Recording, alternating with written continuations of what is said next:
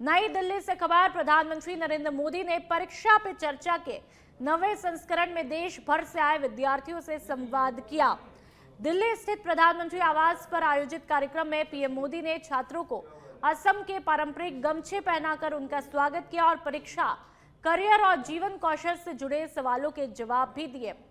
प्रधानमंत्री ने छात्रों से विदेशी वस्तु की जगह पर स्वदेशी उत्पाद अपनाने की अपील करते हुए कहा, हर साल एक विदेशी चीज को स्वदेशी से बदलने का संकल्प लेना चाहिए। उन्होंने विद्यार्थियों से विकसित भारत को अपना सपना बनाने का आह्वान भी किया। परीक्षा के तनाव पर बात करते हुए प्रधानमंत्री नरेंद्र मोदी ने कहा, आत्मविश्वास अपने काम पर भरोसे से आता है। उन्होंने छात्रों को अंकों की दौड़ से आगे सोचने, स्किल और मार्क्स के बीच में संतुलन बनाने और अपनी रुचियों को पहचानने की सलाह भी दी। कार्यक्रम के दौरान पीएम मोदी ने छात्रों को भारतीय कहानियों पर आधारित गेम और इनोवेशन करने के लिए प्रेरित किया और कहा कि सीखने की प्रक्रिया में विद्यार्थियों को शिक्षकों से एक कदम आगे रहने का प्रयास करना चाहिए।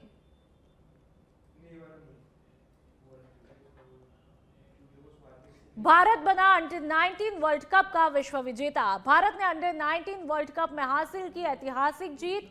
भारत ने छठी बार अंडर 19 विश्व कप जीता। मुकाबले में इंग्लैंड को 100 रनों से हराया। भारत ने इंग्लैंड के सामने रखा था 412 रन का लक्ष्य। जवाब में इंग्लैंड की पारी 311 रनों पर ही समाप्त हुई। भारत की तरफ से वैभव सूर्यवंशी ने 175 रन की धुआंधार पारी खेली। 80 गेंदों की तूफानी पारी में 15 चौके और 15 छक्के। जेट कप्तान आयुष महात्रे ने 53, अभिज्ञान कुंटू ने 40 रन बनाए। भारत ने 2000, 2008, 2012, 2018 और 2022 में जीता था विश्व कप। और देखिए, जीत के बाद जोश से भरी ये जश्न की तस्वीरें। भारत ने छठी बार अंडर 19 विश्व कप जीता। ऐसे में जोश पूरी तरह से हाई है और 100 रनों से हराया है इंग्लैंड को। आपको बता दें, इंग्लैंड के सामने 412 रनों का लक्ष्य रखा था और इंग्लैंड की पारी 311 रन पर ही समाप्त हुई। भरतपुर एसीबी ने बड़ी कार्रवाई करते हुए 2 इंजीनियरों को 23,400 रुपए की रिश्वत की राशि लेते हुए रंगे हाथों धर दबोचा है। एसीबी ने ट्रैप कार्रवाई करते हुए धीरेन्द्र श्रीवास्तव, कनिष्ठ अभियंता मुख्यालय और राकेश कुमार गुप्ता, कनिष्ठ अभियंता कुम्हेर ब्लॉक को पकड़ा है। एसीबी की टीम दोनों आरोपी से पूछताछ में जुटी हुई है। ACB additional SP Amit Kumar ने बताया कि परिवादी से 7.1% के हिसाब से कुल 23,400 रुपए रिश्वत की मांग कर परेशान कर रहा था। एसीबी भरतपुर द्वारा ट्रैप कार्रवाई करते हुए दोनों को रंगे हाथों रिश्वत लेते गिरफ्तार किया है। एसीबी के अतिरिक्त महानिदेशक पुलिस स्मिता श्रीवास्तव के सुपरविजन में आरोपी से पूछताछ और कार्रवाई दोनों जारी है।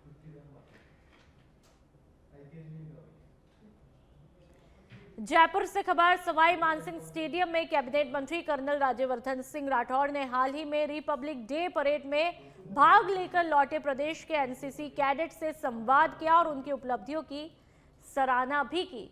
राजस्थान से 184 कैडेट परेड में शामिल हुए, जिनमें नमन चौधरी बेस्ट एनसीसी कैडेट रहे, तो वहीं एनएसएस की राष्ट्रीय टीम का नेतृत्व जयपुर की चारू सिंह ने किया। विकसित भारत यंग लीडरशिप डायलॉग में प्राची और दीपक शर्मा ने प्रधानमंत्री के सामने प्रदेश का प्रतिनिधित्व करके युवाओं की सशक्त भागीदारी का संदेश दिया। दौसा जिला मुख्यालय के पास में खेड़ली गांव में 46.62 हेक्टेयर में बसने वाले पंडित दीनदयाल उपाध्याय नगर आवासीय योजना की लॉन्चिंग नगरीय विकास मंत्री झाबर सिंह खर्रा और कृषि मंत्री डॉक्टर किरोड़ी लाल मीणा ने की। कृषि मंत्री ने कहा, यूआईटी द्वारा लॉन्च की गई आवासीय योजना में एक सुनियोजित कॉलोनी बसाई जाएगी, जिनमें लोगों को सभी सुविधाएं मिलेंगी। नगरीय विकास मंत्री झाबर सिंह खर्रा ने कहा, यूआईटी द्वारा पंडित दीनदयाल उपाध्याय नगर आवासीय योजना लॉन्च की है। इनमें व्यावसायिक गतिविधियों के लिए जगह आरक्षित की गई है। साथ ही खेल स्टेडियम और पर्यावरण के लिए हरित पट्टिका का भी प्रावधान किया है। उन्होंने कहा कि जिले और आसपास के लोग जो दौसा मुख्यालय पर रहने की इच्छा रखते हैं, उनके लिए आवासीय योजना की शुरुआत की है। ऐसे लोगों को सुविधा मिलने के साथ ही विकास कार्यों को भी रफ्तार मिलेगी। इससे पहले यूआईटी द्वारा लॉन्च की गई आवासीय योजना की वीडियो स्क्रीनिंग भी की गई। नगर परिषद द्वारा आज जो निर्मित टाउन हॉल है उसका लोकार्पण माननीय यूडीएच मंत्री और कृषि मंत्री द्वारा किया गया। ये इसकी जो टोटल लागत है वो 19 करोड़ 25 लाख रुपए की लागत से ये बना है और इसमें लगभग 650 के आसपास बैठने की कैपेसिटी है, स्टेज है और पूरा एयर कूल्ड इसका टाउन हॉल है।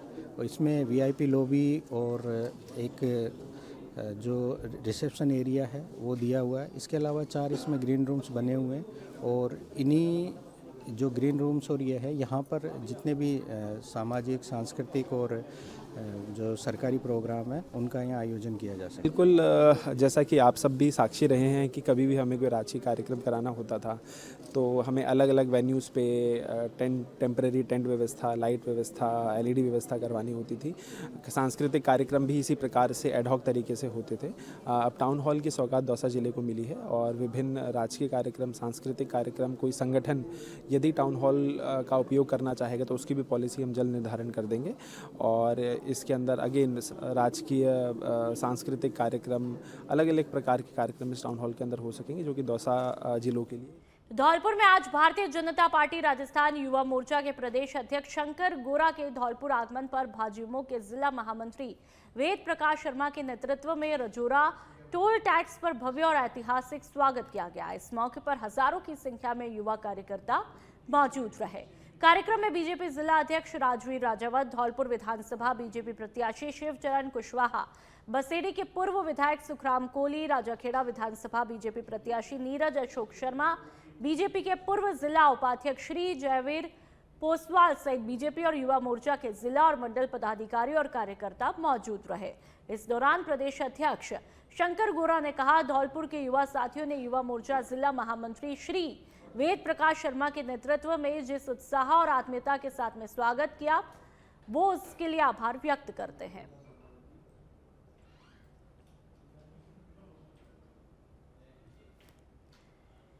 जयपुर पुलिस उपायुक्त यातायात सुमित मेहरडा ने बताया कि जयपुर शहर की यातायात व्यवस्था को सुगम, निर्बाध और सुदृढ़ करने के लिए ट्रैफिक पुलिस के बेड़े में 322 नए ट्रैफिक मार्शल शामिल किए हैं।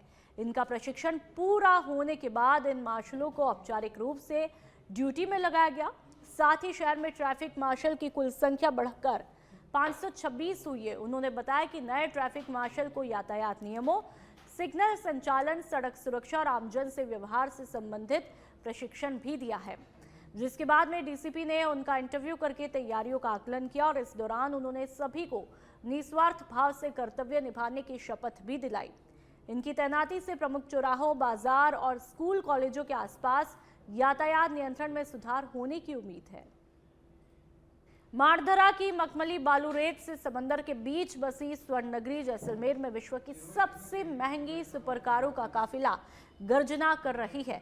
जी हां, पर्यटन नगरी के नाम से मशहूर जैसलमेर में 4 दिन दिवसीय सुपर लग्जरी कार इवेंट का आगाज हो चुका है, जिसमें देश विदेश के ऑटोमोबाइल प्रेमियों का ध्यान अपनी तरफ खींचा। करीब 13 करोड़ रुपए कीमत की लैम्बोर्गिनी रेवोल्टा इस इवेंट का मुख्य आकर्षण है, जो कि महज 2.5 से 3 सेकंड में ही 100 किलोमीटर प्रति घंटे की रफ्तार पकड़ने की ताकत रखती है। इस इवेंट में लैम्बोर्गिनी, पोर्शे, जगुआर और BMW सहित कुल 14 लग्जरी सुपर कारें शामिल है, जिनकी शुरुआती कीमत करीब 2.5 करोड़ रुपए से शुरू होती है। बताया जा रहा है कि सुपर कारों के काफिले में बॉलीवुड अभिनेत्री यानी कि माधुरी दीक्षित के पति डॉक्टर श्रीराम नेने की पुरानी पोर्शे कार भी शान बढ़ा रही है। द डेजर्ट स्टॉर्म नाम से हो रहे इस इवेंट की शुरुआत साल 2019 में हुई थी, जो अब अंतर्राष्ट्रीय पहचान बना चुका है। आपको बता दें कि इस इवेंट का आयोजन मुंबई के रहने वाले जैन रईस द्वारा करवाया जा रहा है। हमारे जो फ्रेंड जैन भाई हैं, इन्होंने बहुत अच्छा इनिशिएटिव लिया है और इनके साथ इनकी जो 7 लोग आए हैं उनको ये दिखाना चाह रहे हैं कि पूरे भारतवर्ष में जो पिछड़े हुए इलाके हैं, चाहे वो बॉर्डर एरियाज़ हों, चाहे वो पिछड़े हुए इलाके हों, चाहे कोई हो जहाँ रोड है, वहाँ अपनी आप लग्जरी कार ले जा सकते हैं। तो एक कॉन्फिडेंस जैन भाई के सुपर कार्स के थ्रू आ रहा है और पूरा देश इससे जुड़ता है। और देश में जब आप जाते हैं तो आपको समझ आता है कि वहाँ की जो एक्चुअल जो स्थिति है लोगों की, अपने सब सेल्फ मेड इनके जो ग्रुप में हैं सब सेल्फ मेड लोग हैं जिन्होंने अपने आप काम कर करके ये आज इस स्तर पर पहुंचे हैं। मेरा नाम जैन रईस है और मैं द सुपर कार रूट, हमारी कंपनी का नाम है द सुपर कार रूट। हम काफ़ी मेंबर्स हैं जिनके पास सुपर कार, लग्जरी कार है इंडिया में। सुपर कार, लग्जरी कार नहीं, सॉरी, सुपर कार जो स्पोर्ट्स कार जो माने जाते हैं, पोर्शेज है, लंबोर्गिनीज है, फरारी है, जैगवार है, BMW के M सीरीज़ है, ऐसे गाड़ियाँ हैं। और हम जब ये गाड़ी लेते हैं तो सोचते हैं कि हम सब जगह चलाएंगे, लेकिन हम सब बॉम्बे के हैं और हमारे पास, हम चाहते हैं कि हमारे दौरे we go to small villages और small cities and upcoming cities जो हैं उनको जाके इंडियन टूरिज़्म को बढ़ावा दे।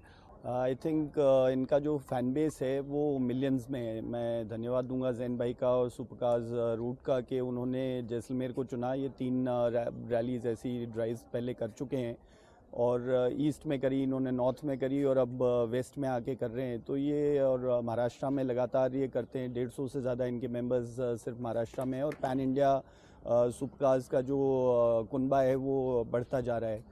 अभी मैं जस्ट रोड थ्रू हेवन जाके आया हूँ। मुझे लगता है कि उससे बेहतर नहीं तो उससे कम भी नहीं जो हमारी यहाँ की सऊदी अरब के रियाद में आयोजित एशियन लैक्रोस चैंपियनशिप में भारत के पुरुष और महिला दोनों टीमों ने स्वर्ण पदक प्राप्त किया है। मुख्यमंत्री भजनलाल शर्मा ने भारतीय महिला और पुरुष दोनों टीमों को स्वर्ण पदक जीतकर इतिहास रचने पर बधाई दी।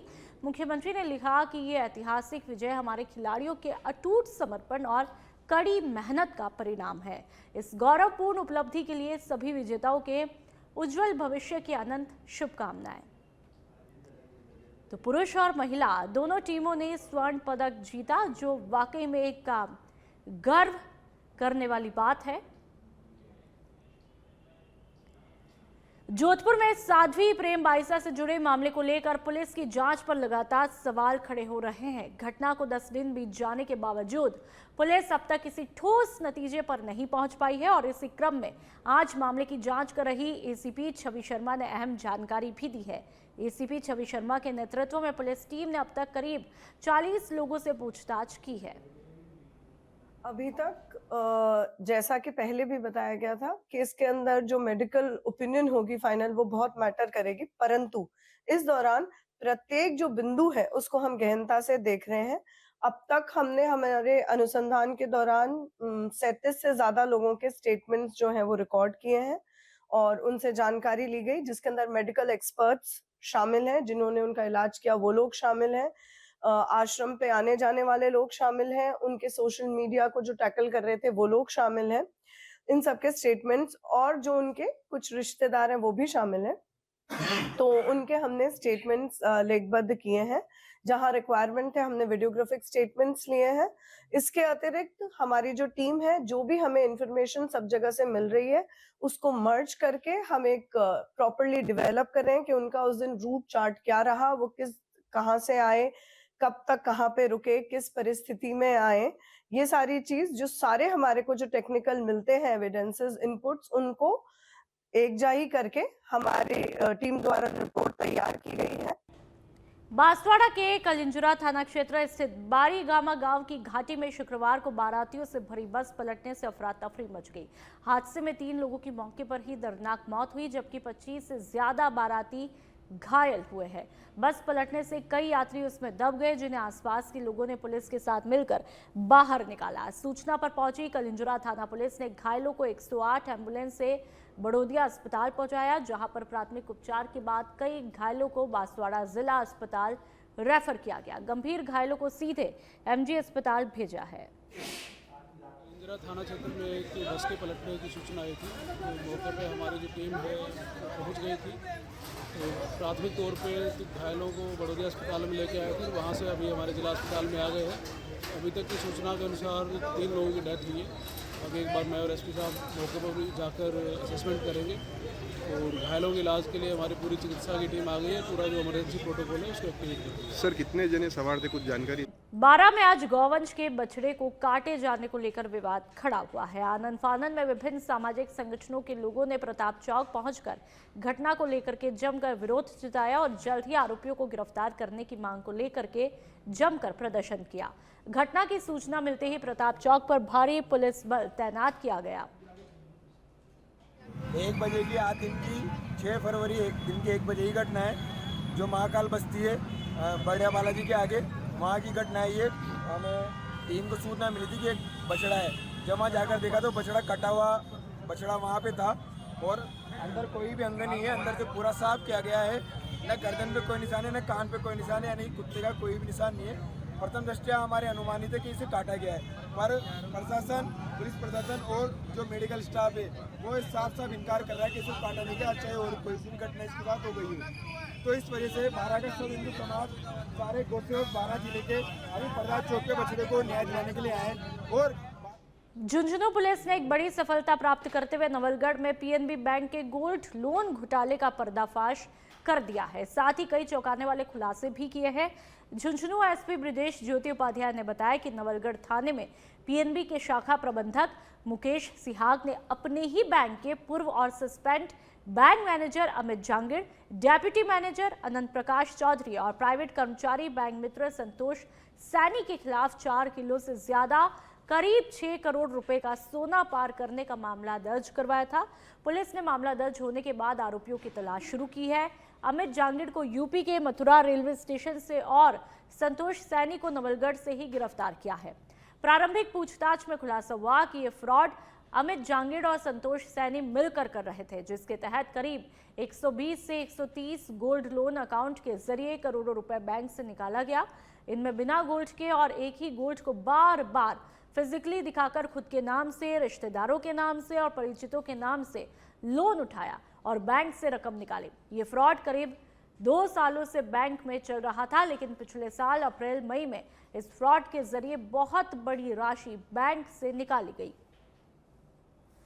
इसमें एक बड़ी ही महत्वपूर्ण बात मैं आपको बताना चाहूँगा।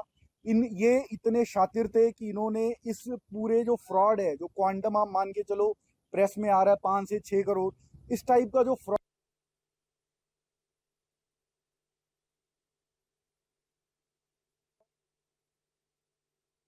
लिए भी इन्होंने एक बहुत ही बड़ी स्टोरी बना रखी थी। रिसेंटली जनवरी लास्ट में इनका प्लान था कि बैंक में एक लूट करवाएंगे। लूट में भी इन्होंने लोगों को शामिल कर लिया था, पैसे देकर रेकी करा रखी थी। इनका प्लान था बैंक में लोग घुसेंगे, लूट करेंगे, लूट करके उस जो वॉल्ट है उससे गोल्ड निकाल के ले जाएंगे।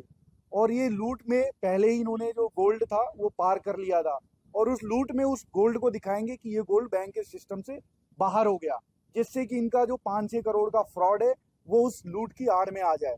तो पुलिस को जैसे ही सूचना मिलती है इस पे कार्रवाई करते हैं हम। इनकी जो भी सारे प्लान है, सारे षड्यंत्र, उसका खुलासा हो चुका है। भीलवाड़ा के बिजोलिया से एक सनसनीखेज वारदात देखने को मिली है, जहां पर एक युवक पेट्रोल डालकर युवक पर उसे जिंदा जलाने की कोशिश की जाती है। इस घटना में एक युवक करीब 30% तक झुलस गया।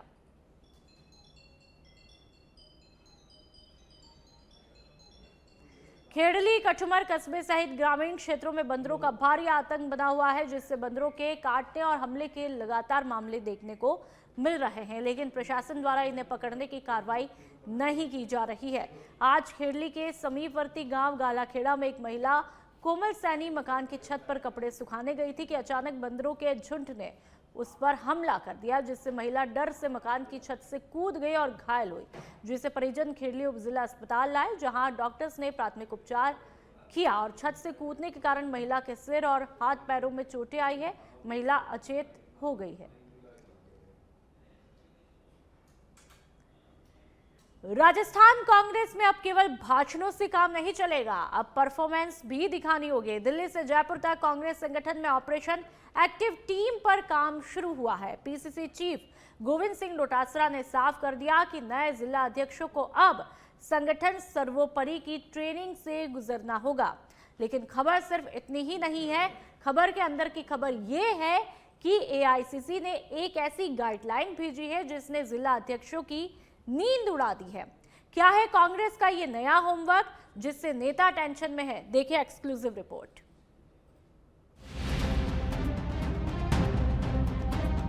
आगामी 10 फरवरी को दिल्ली में कांग्रेस के नए जिला अध्यक्षों का जमावड़ा लगने वाला है। पीसीसी चीफ गोविंद सिंह डोटासरा ने साफ कर दिया है कि ये कोई सामान्य मुलाकात नहीं, बल्कि एक हाई इंटेंसिटी ट्रेनिंग कैंप है, जहां राहुल गांधी और मल्लिकार्जुन खड़गे खुद इन सेनापतियों की क्लास लेंगे। ये क्लास सिर्फ दिल्ली मीटिंग के बाद ही खत्म नहीं होने वाली। इसके बाद डोटासरा ने भी अपनी नई टीम के लिए टास्क तैयार कर रखा है। दिल्ली के बाद राजस्थान में भी 10 दिनों का गहन प्रशिक्षण होगा। नहीं, देखिए, मीटिंग नहीं, वो प्रशिक्षण है। एक दिन का हमारे एआईसीसी ने जो संगठन सर्जन के तहत जो जिलाध्यक्ष बने हैं उनका एक दिन का प्रशिक्षण है। उसमें हमारे नेता राहुल गांधी जी और खड़गे साहब और सब लोग, हम लोग रहेंगे। मैं समझता हूँ उसके बाद में जो भी डेट तय होगी उसमें 10 दिन का प्रशिक्षण हमारे प्रदेश के अंदर जो है वो इन जिलाध्यक्षों का होगा। लेकिन इस नई टीम के लिए डगर इतनी आसान नहीं है, क्योंकि असली चुनौती छिपी है एआईसीसी की नई गाइडलाइन में। सूत्रों के मुताबिक एआईसीसी ने जिम्मेदारी के साथ जवाबदेही का नया फॉर्मूला लागू कर दिया है। बताया जा रहा है कि कांग्रेस गांधीवादी विचारधारा और कैडर ट्रेनिंग पर सबसे ज्यादा जोर दे रही है। हर जिला कार्यकारिणी में एक पदाधिकारी का काम सिर्फ ट्रेनिंग कैंप संभालना होगा। डीसीसी से लेकर बूथ स्तर तक ट्रेनिंग कैंप अनिवार्य कर दिए गए हैं। बड़ी बात यह है कि अब हर महीने बैठक का लिखित रिकॉर्ड मेंटेन करना होगा, और अगर कोई पदाधिकारी बिना बताए लगातार 3 बैठकों से गायब रहा तो उस पर तत्काल एक्शन की तलवार लटकेगी। यही नहीं, अब जिला कार्यकारिणी का आकार भी सीमित कर दिया गया है, जहां बड़ी विधानसभाओं में 51 और छोटी में मात्र 31 पदाधिकारी होंगे। यानी अब भीड़ नहीं, बल्कि काम करने वाले चेहरे ही टीम में नजर आएंगे। जल्दी से जल्दी हम लोग 15 दिन के अंदर जो जिलाध्यक्ष बने हैं उनकी कार्यकारिणी को गठित कर देंगे, और 4 या 4 से ज़्यादा जहां पर हमारी विधानसभाएं हैं वहां हम 51 लोगों की कार्यकारिणी बनाएंगे, और स्पष्ट परिपत्र हमें मिल गया है कि इससे कम होंगे, वहां पर हम 31 लोगों की जिला कांग्रेस कमेटी की कार्यकारिणी जल्दी बनाएंगे। कांग्रेस ने इस बार जिला अध्यक्षों को वो पावर दी है जिसका उन्हें इंतजार था, यानी विधानसभा चुनावों में टिकट बंटवारे में उनकी भूमिका। लेकिन ये पावर एक जटिल होमवर्क के साथ आई है। हर 3 महीने में जिला अध्यक्ष के काम की समीक्षा होगी। सियासी गलियारों में सुगबुगाहट तेज है, हालांकि एक्टिव पदाधिकारी इस फैसले से खुश भी हैं। ऐसे में सवाल यही है कि क्या जिला कांग्रेस के ये नए सेनापति डोटासरा के इस कड़े अनुशासन की कसौटी पर खरे उतर पाएंगे? देश भर में कांग्रेस अपनी जड़ों को मजबूत करने में जुट गई है। इसके लिए 10 फरवरी को दिल्ली में एक अहम बैठक होगी, ट्रेनिंग सेशन होगा जिला अध्यक्षों का, क्योंकि लगातार दिल्ली से लेकर राज्यों तक ये मंथन किया जा रहा है कि कैसे जमीन से वापस से कांग्रेस को मजबूत किया जाए और कैसे हरावल दस्ते को तैयार किया जाए। इस बैठक में टास्क दिया जाएगा, यहाँ ट्रेनिंग के बाद में कैसे आगे जो अभियान चलाने हैं इसके बारे में जिला अध्यक्षों को बताया जाएगा, क्योंकि साफ तौर पर कहा गया है कि जिला अध्यक्षों को पूरी पावर दी जाएगी, इसीलिए इनसे अब काम भी लेना होगा। तो साफ है, राजस्थान कांग्रेस अध्यक्ष डोटासरा और आलाकमान का ये उद्देश्य है कि जो पुराना ढर्रा छोड़कर संगठन को हाईटेक और जवाबदेह बनाना है। अब देखना होगा कि डोटासरा का और आलाकमान का ये प्रोफेशनल अंदाज कितना बदलाव ला सकता है। वीडियो जर्नलिस्ट विजय गिरी के साथ सुनील यादव, सच बेधड़क, जयपुर।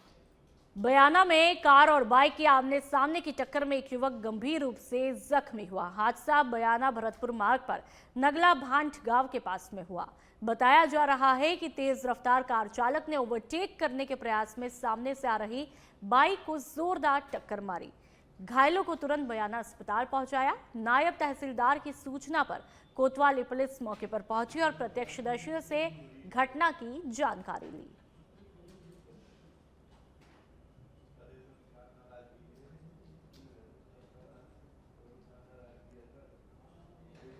प्रतापगढ़ के डीएसटी और थाना सुहागपुरा पुलिस ने संयुक्त कार्रवाई करते हुए महिलाओं के फोटो दिखाकर फर्जी एस्कॉर्ट सर्विस के नाम पर देश भर में साइबर ठगी करने वाले 2 युवकों को गिरफ्तार किया है। दोनों आरोपियों की पहचान रमेश पुत्र देवेंग और प्रकाश पुत्र मांझी पटेल निवासी दाद थाना आसपुर डूंगरपुर के रूप में हुई। पुलिस ने इनसे एक कार, 3 मोबाइल, 10 एटीएम कार्ड और 8 सिम कार्ड जब्त किए हैं। पुलिस टीम ने आरोपियों के फोन में इंस्टाग्राम और टेलीग्राम पर फर्जी रजिस्ट्रेशन कर पूरे देश में एस्कॉर्ट सर्विस के नाम पर ठगी करने के सबूत मिले। आरोपी फर्जी खाते और सिम कार्ड का उपयोग कर रुपए मंगवाते और बाद में आपस में बांट लेते थे। मामले में थाना सुहागपुरा में मामला दर्ज कर आगे की जांच शुरू कर दी गई है। बांसवाड़ा की बात करेंगे। स्वस्थ मां और सशक्त शिशु को लेकर जागरूकता बढ़ाने के उद्देश्य से चिकित्सा विभाग ने अभिनव पहल करते हुए गर्भ की पाठशाला कार्यक्रम शुरू किया है। कार्यक्रम के तहत गर्भावस्था से जुड़ी जरूरी जानकारी वाले वीडियो YouTube चैनल और जिले के चिकित्सा संस्थानों में दिखाए जा रहे हैं ताकि महिलाएं सरल भाषा में मार्गदर्शन पा सके। मुख्यमंत्री भजनलाल शर्मा और चिकित्सा मंत्री गजेंद्र सिंह खीवसर के निर्देशन में निरामय राजस्थान के तहत शुरू इस पहल में गर्भावस्था पहचान, पोषण, एनीमिया, सुरक्षित प्रसव, शिशु देखभाल और परिवार नियोजन जैसे विषय समझाए जा रहे हैं। जिला शिशु और प्रजनन अधिकारी डॉक्टर दिनेश कुमार भाभोर ने बताया कि वीडियो के जरिए मेडिकल जानकारी हिंदी में दी जा रही है। भीनमाल की निम्बावास ग्राम पंचायत में विकसित भारत जी रामजी अधिनियम 2025 के अंतर्गत अधिकार संरक्षण संकल्प दिवस का आयोजन किया गया। कार्यक्रम की जानकारी देते हुए प्रशासक नारायण सिंह राणावत ने बताया कि इस अधिनियम के तहत रोजगार भुगतान और पारदर्शिता से जुड़ी कानूनी प्रक्रिया को और ज्यादा सशक्त बनाया गया है। उन्होंने बताया कि अब ग्रामीणों को 100 दिवस के स्थान पर 125 दिन का रोजगार उपलब्ध कराया जाएगा, जिससे ग्रामीणों की आजीविका को मजबूती मिलेगी। कार्यक्रम के दौरान कानून मजबूत है, अधिकार सुरक्षित है विषय पर आधारित पोस्टर को प्रदर्शित भी किया गया।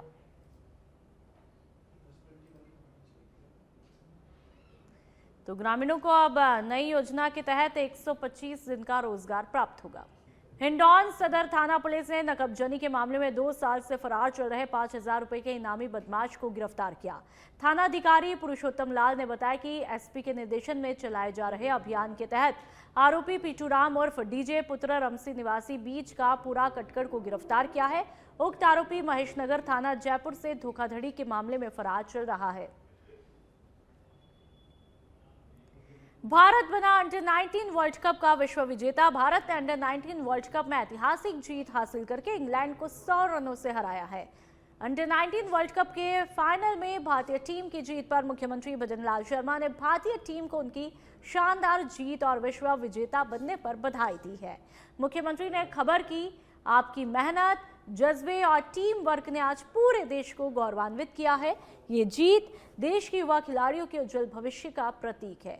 पूरे खेल जगत और सभी देशवासियों को इस गौरवशाली उपलब्धि पर हार्दिक शुभकामनाएं।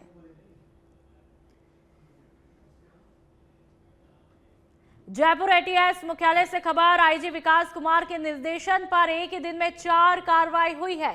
अलग अलग दिशाओं में अलग अलग किस्म के जहर पर एनएटीएफ का चौतरफा प्रहार किया गया। एएनटीएफ टीम ने लगातार दूसरे दिन एमडी की फैक्ट्री पकड़ी। बाड़मेर में तो ऑपरेशन गुरुग्राम चलाकर गुजरात के वापी शहर से 7 साल से फरार 25,000 रुपए के इनामी तस्कर को धर दबोचा। सांचौर में नशे की नई प्रकार एमडीएमए पर चोट की तो जोधपुर के भोपालगढ़ थाने क्षेत्र में डोडा पोस्ट का बड़ा रैकेट भी ध्वस्त किया है। तो जयपुर एटीएस मुख्यालय से बड़ी खबर, महीने 4 सैकड़ा पार। अपने गठन के महज 100 दिन पूरे करते ही प्रत्येक दिन एक कार्रवाई के औसत से कार्रवाई करते हुए कल के दिन कार्रवाइयों का चौका लगाते हुए एएनटीएफ ने कार्रवाइयों का शतक पूरा कर लिया है। 4 महीने से भी कम की अवधि में 103 कार्रवाइयां एएनटीएफ के द्वारा कर ली गई हैं, जो नशे के इस काले कारोबार पर एक बहुत बड़ा आघात है और इस विषबेल को निर्मूल करने की दिशा में एक सबल, सजग एवं सख्त कदम है। यदि कल की कार्रवाइयों की बात करें तो पहला ऑपरेशन था ऑपरेशन लाक्षागृह, जिस ऑपरेशन के तहत और ज्यादा जानकारी के लिए संवाददाता राकेश दाधीच हमारे साथ में फोन लाइन पर जुड़ चुके हैं। राकेश, कब और कैसे इस कार्रवाई को अंजाम दिया गया? सर, 4 कार्रवाई एजीटीएफ टीम के द्वारा की गई है, जिसमें पहली जो कार्रवाई है वो एमडी की फैक्ट्री पकड़ी है, जिसमें केमिकल और पाउडर जब्त किया है और एक जो आरोपी है उसको गिरफ्तार किया है। दूसरी कार्रवाई गुरुग्राम में 7 वर्षों से फरार जो अवैध मादक पदार्थों का नामी तस्कर है, जिसपे 25,000 का इनामी बदमाश है रूंगाराम उर्फ रघुवीर, उसको गिरफ्तार किया है। और तीसरी कार्रवाई जालोर जिले के रानीवाड़ा रोड सांचौर में की गई है, जिसमें 64 ग्राम एमडी बरामद की गई है और एक स्विफ्ट कार जब्त की है, साथ ही एक बाइक भी जब्त की है और 4 आरोपियों को दस्तयाब किया है, जिनसे पूछताछ जारी है। और चौथी कार्रवाई भोपालगढ़ थाना क्षेत्र के हिंगोली गांव में होटल सुख सागर में की गई है, जहां से 78 किलोग्राम अवैध दोड़ा पोस्त जब्त कर एक बाल अपचारी को निरोध किया है। बहरहाल ये चारों बड़ी कार्रवाई एक ही दिन में आईजी विकास कुमार के निर्देश पे की गई है। ठीक है राकेश, बहुत बहुत शुक्रिया तमाम जानकारी के लिए।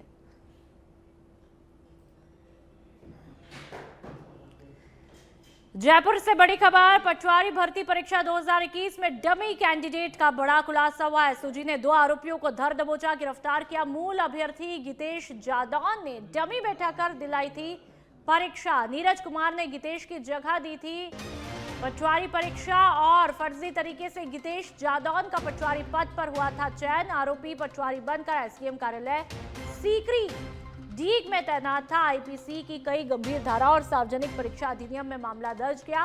5 फरवरी को डमी कैंडिडेट नीरज कुमार को गिरफ्तार किया। 6 फरवरी को मूल अभ्यर्थी गितेश जादौन को गिरफ्तार किया। दोनों आरोपी 9 फरवरी तक पुलिस हिरासत में।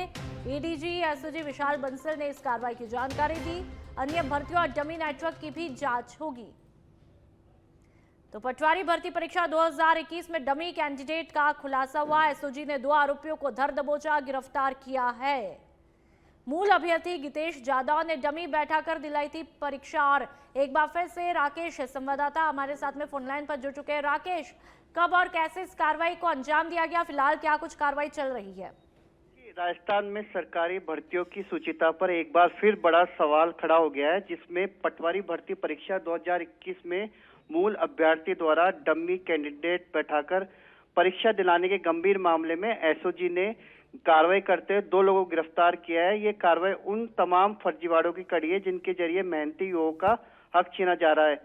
एसओजी के जो एडीजी है विशाल बंसल, उन्होंने बताया कि पटवार भर्ती परीक्षा 2021 से जुड़े प्रकरण में संख्या 69 दर्ज किया गया था, जिसमें 419, 420, 467, 468, 471, 120 भी भारतीय दंड संहिता की धारा दर्ज थी। उसके तहत ये कार्रवाई की गई, जिसमें अनुसंधान में सनसनीखेज तथ्य सामने आए थे और मूल अभ्यर्थी गितेश जादौन ने अपने स्थान पर नीरज कुमार को परीक्षा में बैठाया था। गितेश जादौन डी कोतवाली का रहने वाला है और नीरज कुमार बहज डी का निवासी है, जिनसे कड़ी पूछताछ की जा रही है। चूंकि पटवारी बनकर तैनात भी हो गया था, ये एसओजी की जांच में बड़ा खुलासा हुआ है। आरोपी गितेश जादौन जो पटवारी पद पर नियुक्ति मिल गई थी, वह एसडीएम कार्यालय सीकरी जिला डीग में पद स्थापित था। यानी परीक्षा से लेकर नौकरी तक पूरा खेल धोखाधड़ी और कूट रचना के दम पे खेला गया। ठीक है राकेश, बहुत बहुत शुक्रिया तमाम जानकारी के लिए। और चलिए आप बस्तर की बात कर लेते हैं। राष्ट्रपति की मौजूदगी में बस्तर रचेगा इतिहास। 7 फरवरी से बस्तर पंडुम का विराट शंखनाद होना है। बस्तर पंडुम की तैयारियों पर सच बेधड़क से बातचीत की वन और पर्यावरण मंत्री केदार कश्यप ने। बस्तर अब केवल नक्शे पर नहीं बल्कि देश की सांस्कृतिक चेतना के केंद्र में खड़ा होने जा रहा है। प्रकृति, परंपरा और आदिम सभ्यता के विराट उत्सव बस्तर पंडुम 2026 का शुभारंभ शनिवार 7 फरवरी की सुबह 11 बजे होगा। देश के राष्ट्रपति द्रौपदी मुर्मू मुख्य अतिथि के रूप में समारोह की शोभा बढ़ाएंगी। गांव-गांव में तैयारियां पूरी कर ली गई है। प्रशासन ने सुरक्षा, यातायात, पार्किंग और भीड़ प्रबंधन को लेकर सख्त इंतजामात भी किए हैं। बस्तर पंडुम 2026 केवल कार्यक्रम नहीं, बस्तर की पहचान का ऐलान है, जो कि अब पूरे देश में गूंजेगा। समारोह में मुख्यमंत्री विष्णुदेव सहाय और विशिष्ट अतिथि के रूप में केंद्रीय राज्य मंत्री तोखन साहू, डेप्यूटी अरुण साव और विजय शर्मा और अन्य मंत्री मौजूद रहेंगे। कल दौरा है, इसके बाद अमित शाह जी आएंगे। बस्तर की जो जनजातीय परंपरा है उसको खास करके छोड़ दिया उधर किसके लिए? निश्चित तौर पे हमारे छत्तीसगढ़ की जो साई जी की जो मनसा है कि हमारे बस्तर की यहाँ की सांस्कृतिक और हमारे जो परंपरा है, इस परंपरा को लोग जाने पहचाने, उस दृष्टि से लगातार इस कार्यक्रम का आयोजन किया जा रहा है। पिछले वर्ष बहुत अच्छे तरीके से बनाया गया, इस बार इसको और भव्य तरीके से बनाया जा रहा है। अंतर्राष्ट्रीय स्तर के चलते इसको पहचान मिल रही है और निश्चित तौर पे एक अत्यंत हर्ष का वातावरण है और लोग हमारे बस्तर को जानना चाहते हैं, बूझना चाहते हैं और इस संस्कृति को समझना चाहते हैं। महामहिम जी का क्या प्रोटोकॉल है सर, किस तरह से? हम सबके लिए सौभाग्य का विषय है, कल बस्तर पंडुम 7 फरवरी को इसका शुभारंभ हो रहा है और हमारे देश के संविधान के मुखिया महामहिम राष्ट्रपति आदरणीय द्रौपदी मुर्मू जी का आगमन हो रहा है और वो लगभग 1.25 घंटे तक इस कार्यक्रम में सम्मिलित होंगी और हमारे बस्तर की संस्कृति और यहाँ के जो परंपरा है उससे वो अवगत भी होंगे। वन मंत्री केदार कश्यप जो हमारे साथ में अभी थे और इन्होंने ये बात बताया है कि जो बस्तर की संस्कृति है, बस्तर का जो कल्चर है और बस्तर के कल्चर को आगे बढ़ाने के लिए बस्तर पंडुम का यहाँ पर आयोजन किया जा रहा है। मेरे आप पीछे देख सकेंगे कि ये यहाँ पर बहुत बड़ा डोम लगा हुआ है, तो दूसरी ओर स्कूली बच्चे हैं जिन चल रहा है कि कल का किस तरह से कार्यक्रम होगा और कार्यक्रम को लेकर वन मंत्री केदार कश्यप ने अभी जानकारी दी और सच बेधड़क से बातचीत करते हुए कहीं ना कहीं बस्तर की संस्कृति को राष्ट्रीय स्तर पे दिखाने की कोशिश की जा रही है। कैमरामैन विवेक सोनवानी के साथ आरव सिंह राठौर, सच बेधड़क, जगदलपुर, बस्तर। और अब मध्य प्रदेश के बुधनी की बात कर लेते हैं। सिविल अस्पताल फिर विवादों में है। इस बार मामला डिलीवरी के बाद अवैध वसूली का है। परिजनों का आरोप है कि अस्पताल स्टाफ ने प्रसव के बाद 4,000 रुपए की मांग की और विरोध करने पर नवजात शिशु सौंपने के नाम पर अतिरिक्त 1,500 रुपए लिए। पीड़ितों का कहना है कि महिला को सरकारी योजना के तहत निःशुल्क इलाज मिलना चाहिए था, लेकिन मजबूरी में उन्हें पैसे देने पड़े। स्थानीय लोग बताते हैं कि इससे पहले भी अस्पताल में अवैध वसूली की शिकायतें आ चुकी है, लेकिन इस बार मामले को दबा दिया गया। जैसा कि मामला आपके द्वारा संज्ञान में लाया है, मामले की मैं जांच करवाता हूं, दोनों पक्ष को बुलाकर उनका बयान लेता हूं और जो भी सच्चाई होगी कार्रवाई करेंगे। हाँ, वही मैंने कहा कि जैसा कि आपने बताया है, जो शिकायत करी है दोनों पक्ष को मैं बुलाऊंगा और दोनों को मैं बयान लेकर उसके ऊपर नियमानुसार कार्रवाई करेंगे। सर एक चीज़ और कि ये 60 वर्ष से ऊपर व्यक्ति का प्रावधान नहीं है, रिटायरमेंट का है, लेकिन 60 वर्ष से ऊपर के आयु के व्यक्ति अभी हॉस्पिटल में कार्यरत है। वो कार्य सुविधा की दृष्टि से हम कर रहे हैं, क्योंकि हमारे पास अभी पीएम करवाने के लिए कोई स्टाफ नहीं है, इसलिए हम उसको कार्य सुविधा की दृष्टि से उनसे काम करवा रहे हैं। क्या बात हुई, हॉस्पिटल में आए, क्या बात? श्योपुर में यातायात नियमों का उल्लंघन करने वाले बाइक चालकों के खिलाफ पुलिस ने सख्त कार्रवाई की है। शहर में कुछ लोग अपनी बुलेट बाइक पर पटाखा जैसी तेज आवाज निकालने वाले साइलेंसर लगाकर सड़कों पर माहौल खराब कर रहे थे, जिससे आम नागरिक परेशान हो रहे थे। श्योपुर यातायात पुलिस ने अभियान चलाकर शहर के विभिन्न इलाकों से कुल 6 बुलेट बाइक को पकड़ा, जिनमें अवैध साइलेंसर लगे हुए थे। मौके पर ही सभी बाइक से साइलेंसर हटवाए गए और संबंधित चालकों पर कानूनी कार्रवाई की गई। इस प्रकार की सूचना प्राप्त हो रही है कि शहर में बुलेट चालक लगातार पटाखे फोड़ रहे हैं और साइलेंसर से ध्वनि प्रदूषण कर रहे हैं। इसी तारतम्य में आज ट्रैफिक पुलिस के द्वारा अलग अलग टीमें बना के शहर के विभिन्न स्थानों पर चेकिंग की गई है, जिसमें 6 बुलेटें जब्त की हैं जो मॉडिफाई साइलेंसर लगाकर ध्वनि प्रदूषण कर रहे थे और सभी पे न्यायालयीन चालानी कार्रवाई की गई। आगे भी जारी रहेगी कार्रवाई सर? ऐसे ये कार्रवाई सतत रूप से जारी रहेगी और मेरा आपके माध्यम से सभी से आग्रह है कि जो भी बुलेट चलाते हैं वो लोग मॉडिफाई साइलेंसर का इस्तेमाल न करें, शहर को स्वच्छ रखने के लिए ध्वनि प्रदूषण न करें और जो कंपनी के द्वारा साइलेंसर लगाता है